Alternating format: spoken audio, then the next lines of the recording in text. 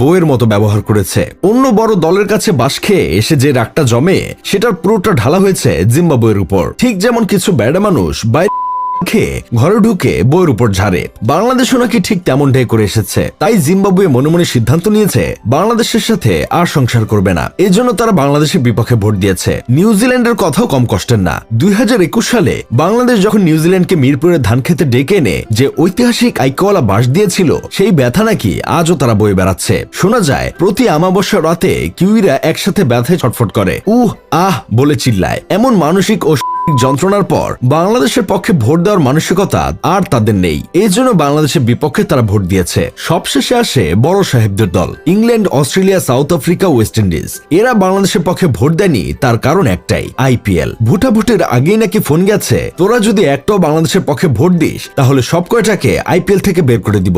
IPL খেলতে না পারলে তাদের রুটি রুজি বন্ধ হয়ে যাবে। বউ পোলাপান নিয়ে না খেয়ে পটল তুলতে হবে। তাই বউ পোলাপানের মুখের দিকে তাকিয়ে তারা বাংলাদেশের পক্ষে ভোট দেয়নি। সব মিলে বোঝাই যাচ্ছে এটা কোনো সাধারণ ভোটাভুটি না, এটা অপমান, অতীতের ক্ষত, নাগিন ড্যান্স, টাইম আউট, ধান খেতের বাস আর আইপিএল এর ভয়, সবকিছুর এক জগা খিচুড়ি। এইসব দেখে আমার বন্ধু কেরামত বলতেছে, বাংলাদেশ বিশ্বকাপ খেলবে না এটা এক হিসেবে ভালোই হয়েছে, কারণ বাংলাদেশের খেলা দেখা মানে শুধু শুধু হার্টের উপর চাপ সৃষ্টি করা। দিন শেষে দেখা যেত ওরা বিশ্বকাপে গিয়ে জিতা ম্যাচ 2-3 রানে হেরে যেত, আর এইদিকে দর্শকরা হার্ট অ্যাটাক করত। তার চেয়ে ভালো বাংলাদেশি প্লেয়াররা 1 মাস বৌদের সময় দিক, বংশের বাতি জ্বালাক, আমাদের হার্টটাও একটু বিশ্রাম নিক।